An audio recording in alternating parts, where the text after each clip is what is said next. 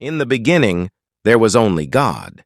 He existed in perfect harmony, needing nothing, yet desiring to create a world that would reflect His glory and love.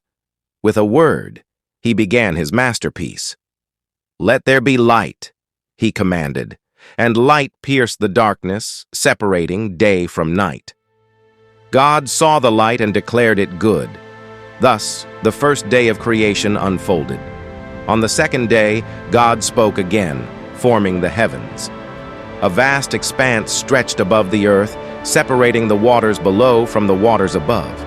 The sky was painted in hues of blue, a canvas for the wonders to come. On the third day, dry land emerged from the waters. God gathered the seas together, and mountains, valleys, and plains took shape.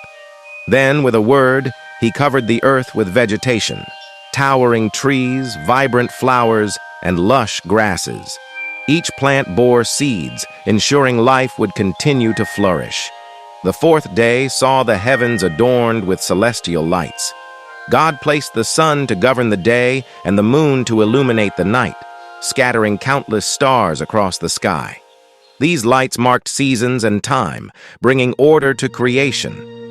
On the fifth day, God filled the seas with creatures of every kind: playful dolphins, powerful whales, and shimmering schools of fish. On the sixth day, God created animals to roam the earth: lions that roared majestically, deer that leaped gracefully, and even the smallest insects that buzzed with purpose. From the dust of the ground, God formed a man, Adam, and breathed into him the breath of life.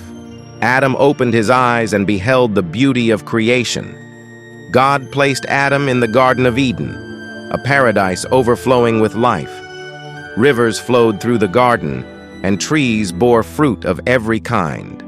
At its center stood two special trees, the tree of life and the tree of the knowledge of good and evil.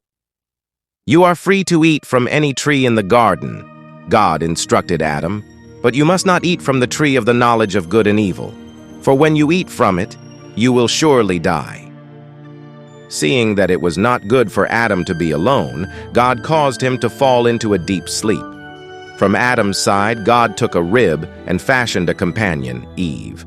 When Adam awoke, he saw her and exclaimed, "This is now bone of my bones and flesh of my flesh." Together, Adam and Eve lived in perfect harmony, with each other, with creation, and with God. Burning with jealousy, Satan sought to corrupt God's most beloved creation. Disguised as a serpent, he slithered into the garden, his cunning mind plotting humanity's fall. One day, as Eve wandered near the tree of the knowledge of good and evil, the serpent approached her. "Did God really say, 'You must not eat from any tree in the garden?'" it asked slyly. Eve replied, "We may eat from the fruit of the trees, but God said we must not eat from the tree in the middle of the garden, or touch it, or we will die." "You will not surely die," the serpent hissed. "God knows that when you eat from it, your eyes will be opened, and you will be like God, knowing good and evil." Eve looked at the fruit. It was beautiful and inviting. The serpent's words stirred curiosity and desire in her heart. She reached out, plucked the fruit, and ate it. Then she gave some to Adam, who was with her, and he ate as well. In that moment, their eyes were opened, and they realized they were naked. Shame entered their hearts for the first time. They sewed fig leaves together to cover themselves and hid among the trees when they heard God walking in the garden. "Where are you?" God called. Adam replied, "I heard you in the garden, and I was afraid because I was naked, so I hid." "Who told you that you were naked?" God asked. "Have you eaten from the tree I commanded you not to eat from?"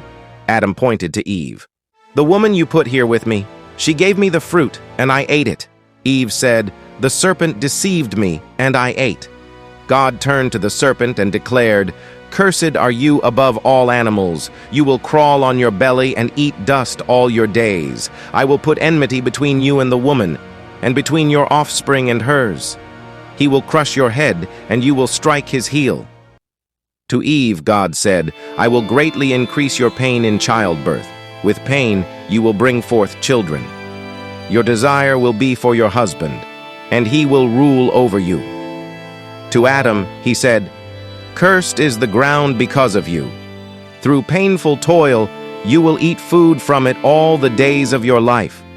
By the sweat of your brow, you will eat your food until you return to the ground, for dust you are, and to dust you will return."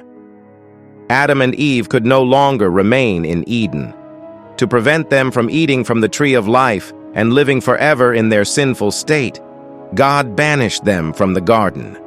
He placed cherubim with a flaming sword to guard the way to the tree of life. As Adam and Eve left Eden, they carried the weight of their choices, but also the redemption.